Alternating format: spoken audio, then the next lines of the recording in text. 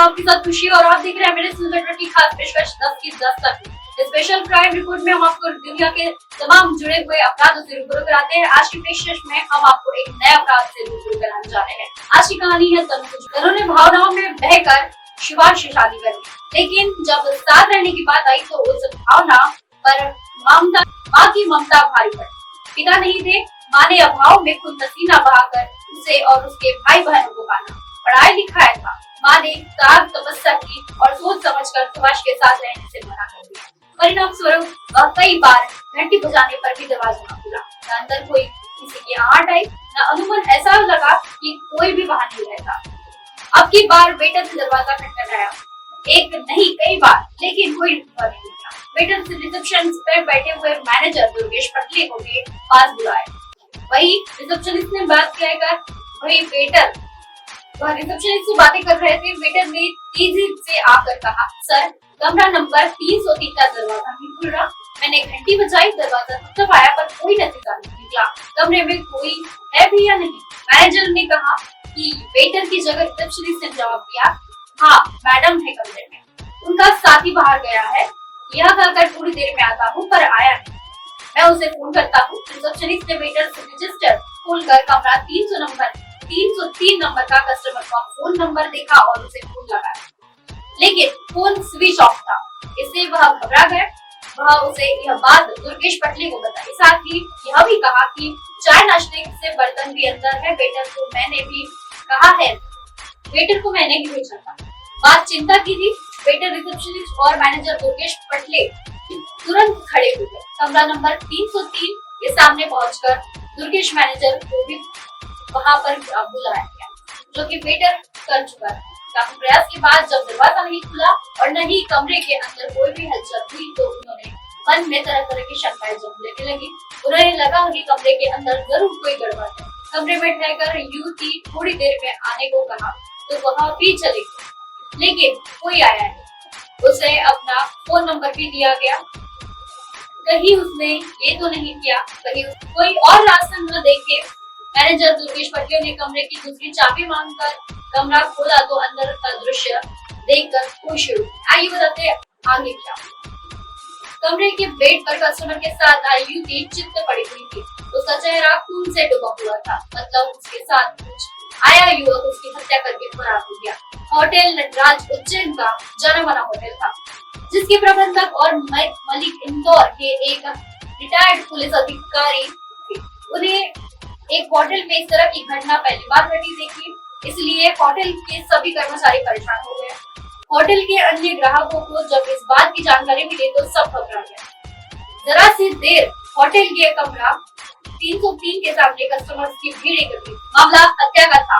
Hotel के प्रबंधक, मालिक और पुलिस को खबर देना जरूरी था। मैनेजर दुर्गेश पटले ने फोन से इस मामले की जानकारी थाना नानखेड़ा के साथ होटल के मालिक को दी। सूचना पाते ही थाना नानखेड़ा के प्रभारी ओपी आहिर पुलिस टीम के साथ होटल नटराज पहुंचे।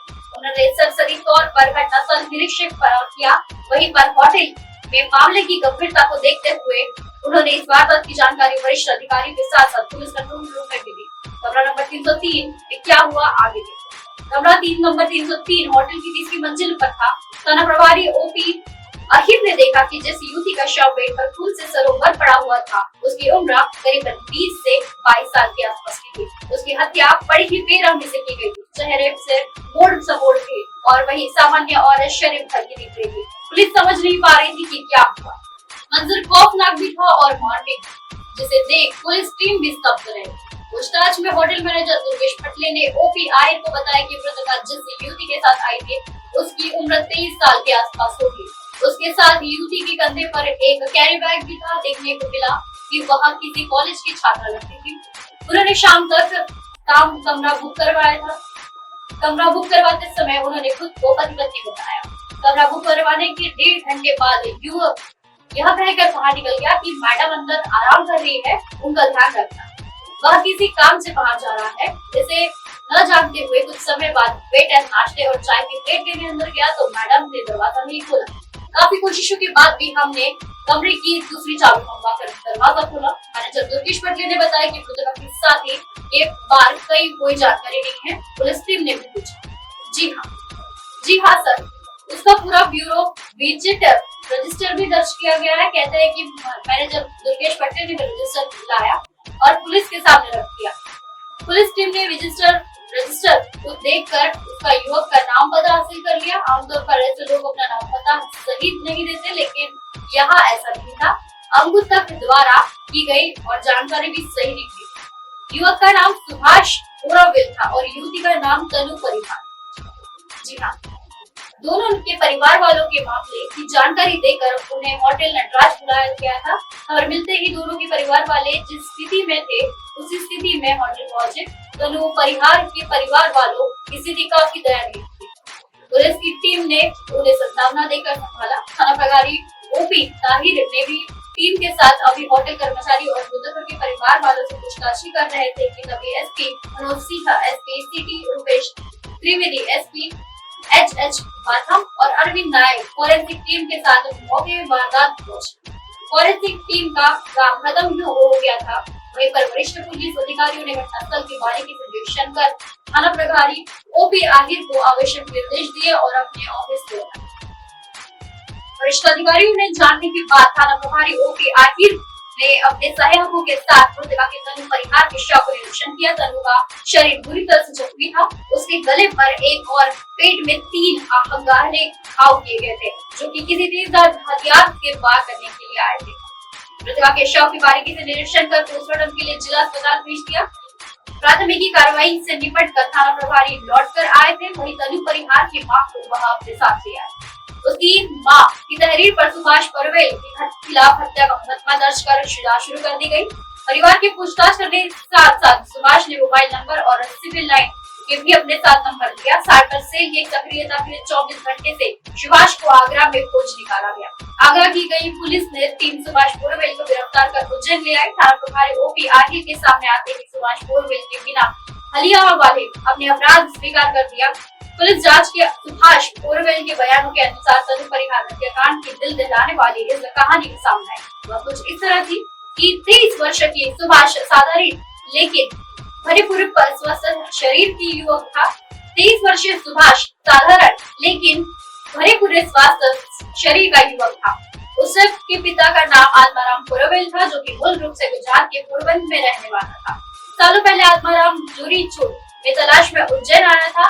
रोजी रोटी की तलाश में आने के बाद भी वह अपने परिवार को उज्जैन ले आया और नानखेड़ा इलाके में बस गया। वह ऑटो रिक्शा चलाता था।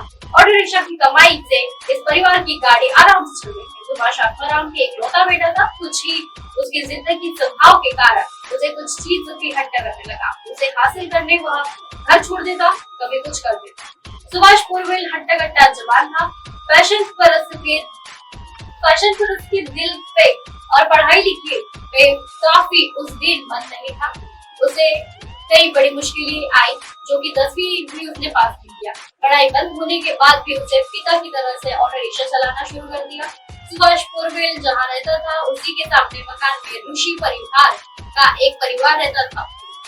उनका नाम अपना 5 सदस्यों का ही परिवार था। आए दिन उन्हें छोटी सी किराए की दुकान ली थी। घर की आर्थिक स्थिति बहुत ही अच्छी नहीं थी, लेकिन दुकान से किसी तरह से दाल रोटी चल जाती थी।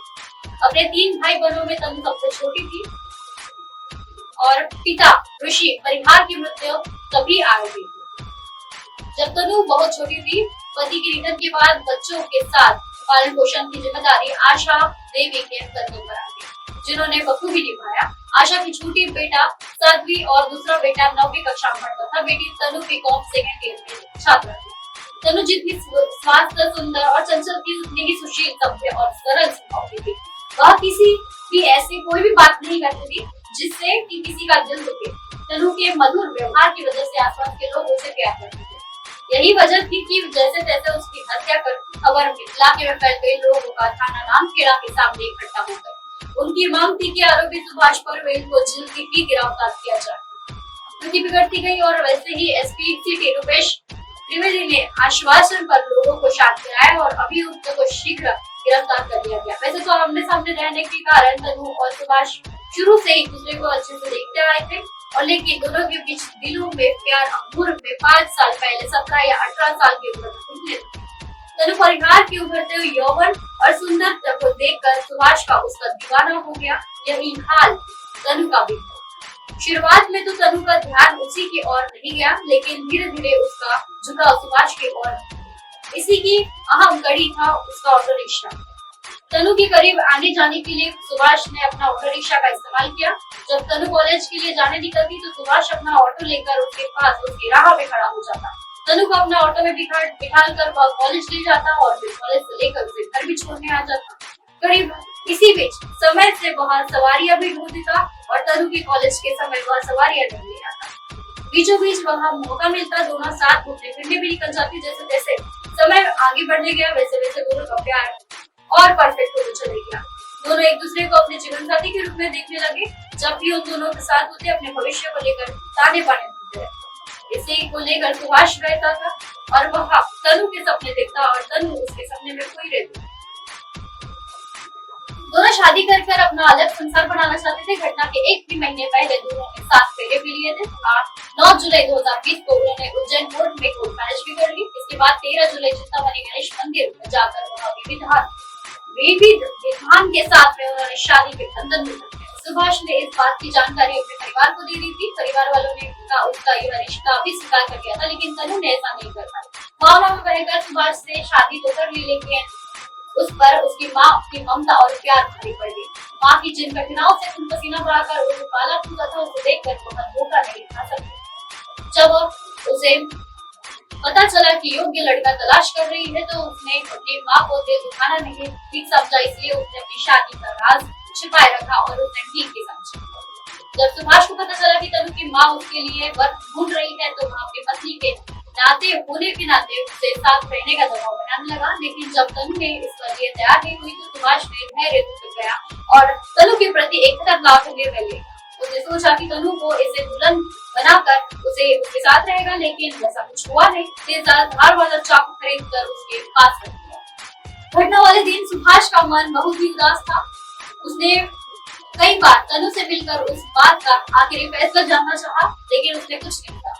इसीलिए उसने एक होटल में नटराज में बुलाकर उसे होटल में कमरा खाली देखकर यह जानने के लिए उसे विकास नाम के एक होटल में मैनेजर दुर्गेश पटले की बात की। होटल में हरी झंडी मिलने पर सुभाष ने तनु को मैसेज कर भी भेज दिया कि जरूरत बात होने पर बुला भी ले। सुभाष ने इरादों के अभिज्ञ तनु को भी कोचिंग बैग में अपनी पानी की बोतल उठाई और वहां से कोचिंग के लिए कहकर सुभाष मिलने पहुंचा और उसे भी यहाँ पर देखा आपने दर्शकों की किस तरह से बेरहमी से एक तनु नाम की लड़की के सिर्फ शादी के दबाव पर आकर हत्या कर चुके। ऐसी खबरें फिर लेकर आएंगे इसी समय इसी जगह। तब तक देखते रहिए अपने दर्शकों की खास पेशकश 10 की 10 तक। नमस्कार।